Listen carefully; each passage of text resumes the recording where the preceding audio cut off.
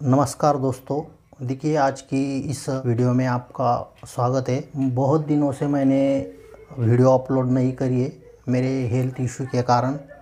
तो दोस्तों, इसके आगे मैं रेगुलर वीडियो बना के अपलोड करूँगा, तो आप मेरी इसके आगे रेगुलर वीडियो देख पाएंगे। आपको मेरी रिक्वेस्ट है कि पहले जैसे ही आप मेरी वीडियो रेगुलर देखते रहिए। जिन लोगों ने मेरे चैनल को अब तक सब्सक्राइब नहीं किया है वो भी प्लीज़ इस चैनल को सब्सक्राइब करें। तो इस वीडियो में मैं कुछ कटिंग या मार्किंग कुछ नहीं करके दिखाऊंगा। मेरा एक रेगुलर व्यूअर्स है, मेरे एक सब्सक्राइबर है चैनल के, तो उन्होंने कुछ सवाल किए हैं, तो उन सवालों का जवाब दूंगा। तो उन्होंने मुझे बोला है कि शर्ट कटिंग करते वक्त सामना जो मार्किंग करते हैं, तो वो सामना मार्किंग करते वक्त कितना कम करना चाहिए। तो देखिए, सामना मार्किंग करते वक्त कुछ लंबाई कम करनी नहीं होती है, लेकिन जब आप बॉडी मेज़रमेंट लेते हो और शर्ट पे मेज़रमेंट लेते हो तो वो अलग अलग मेज़रमेंट होता है। जैसे कि देखिए, ये शर्ट पे मेज़रमेंट लिया है, 29.5 इंच का मेज़रमेंट है। अगर यही शर्ट का मेज़रमेंट आप इसी कस्टमर के बॉडी पे लेंगे तो देखिए इस तरह आएगा। ये जैसे 28.5 या 29.25 इस तरह आएगा। क्योंकि देखिए, हम जब बॉडी पे मेजरमेंट लेते हैं तो वो 28.5 अगर शर्ट की लेंथ मिल गई तो कटिंग करते वक्त हम बैक 1 इंच ऊपर उठाते हैं, इसलिए शर्ट का जो लेंथ होता है इस तरह 1 इंच बढ़ जाता है, 1.25 इंच या 1 इंच बढ़ जाता है।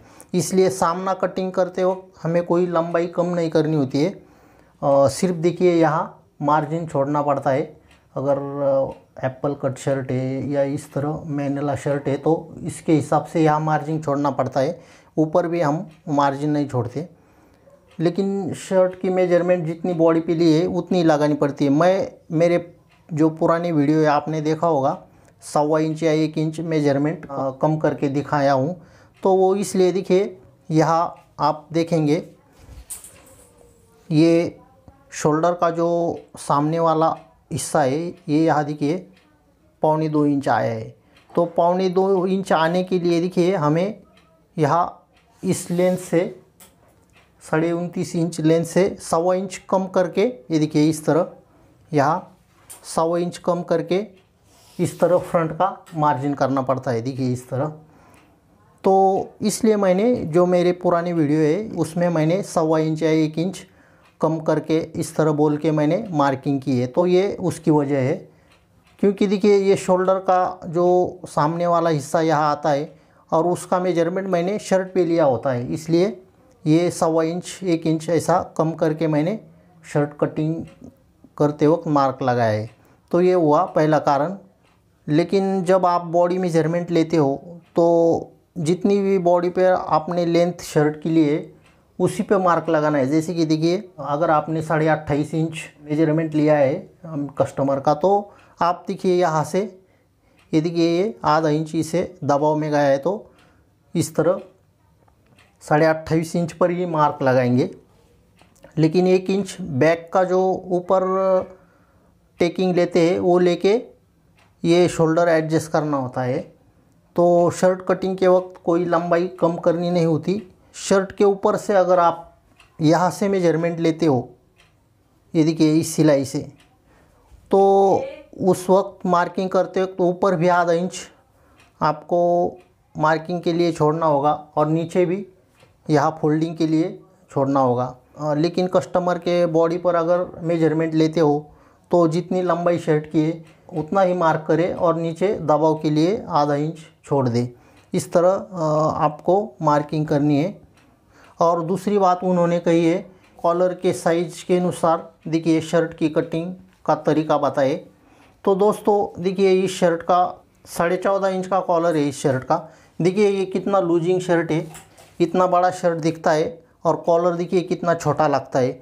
तो कुछ कस्टमर ऐसे होते हैं नीचे बहुत लूजिंग उनको चाहिए शर्ट में, लेकिन एक्चुअल बॉडी जो उनकी होती है वो बहुत दुबली पतली होती है, उनका नेक भी बहुत दुबला होता है। इसलिए हमें तो नेक का जो मार्किंग होता है वो तो सही लगाना होता है राउंड के हिसाब से, लेकिन नीचे का शर्ट बहुत लूजिंग चाहिए होता है। तो इस तरह ये शर्ट दिखता है, नीचे बड़ा दिखता है। और नेक अगर कॉलर पे आप नज़र डालोगे तो देखिए कितनी छोटी लगती है।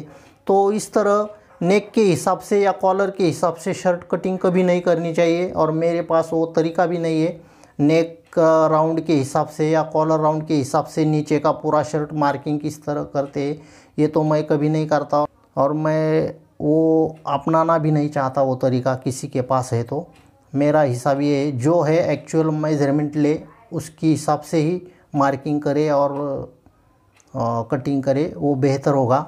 आप ज़्यादा से ज़्यादा देखिए ये शोल्डर है, शोल्डर के हिसाब से आप शर्ट कटिंग कर सकते हो। अगर चेस्ट है, बॉडी का मेजरमेंट है चेस्ट का यहाँ, तो इस हिसाब से लूजिंग दे के शर्ट कटिंग कर सकते हो। लेकिन कॉलर राउंड के हिसाब से या आप कहोगे अगर स्लीव लेंथ के हिसाब से पूरी शर्ट की कटिंग, ऐसा नहीं, मैं नहीं करता, मेरे पास वो तरीका भी नहीं है।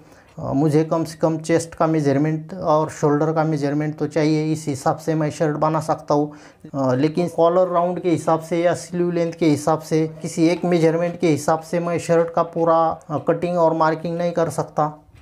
तो ये मुझे कहना है मेरे व्यूअर्स को। तो आप भी शर्ट अगर कटिंग करनी है बेहतर फिटिंग के लिए तो कम से कम शोल्डर, चेस्ट, स्लीव लेंथ, ये जो मेन मेजरमेंट होते हैं वो ज़रूर ले। या अंदाज़ा लगाना या तरीका निकालना ये काम मत करिए। अगर शर्ट बन गई तो इतनी परफेक्ट नहीं बनेगी, इसलिए मेरी राय है ऐसा मत करिए।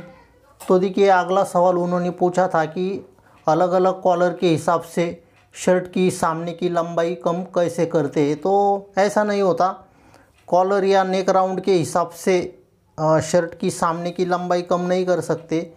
लंबाई का मार्क लंबाई जितनी है उतनी ही लगानी है, कॉलर का मार्किंग जितना है कॉलर का उतना ही लगाना है। जो मेजरमेंट है वही हमें मार्क करना होता है और उसी हिसाब से शर्ट कटिंग करनी होती है।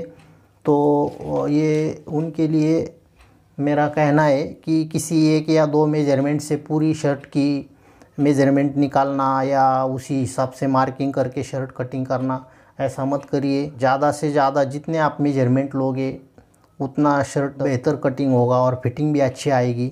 अगर हाँ ठीक है, एक दो मेजरमेंट गलती से आपसे लेना भूल गए तो वो निकाल सकते हैं, लेकिन ऐसा नेक राउंड के हिसाब से या स्लीव राउंड या बाइसेप के राउंड हिसाब से पूरी शर्ट की मार्किंग कैसे करे या ना करे, ऐसा नहीं होता।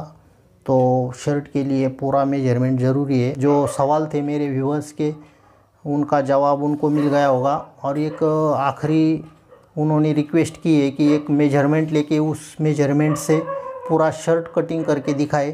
तो ये भी उनकी रिक्वेस्ट मैं अगले वीडियो में शर्ट का मेजरमेंट के हिसाब से किस तरह शर्ट कटिंग करते ये दिखाऊंगा। तो दोस्तों ये वीडियो पूरा देखने के लिए आपका बहुत बहुत धन्यवाद।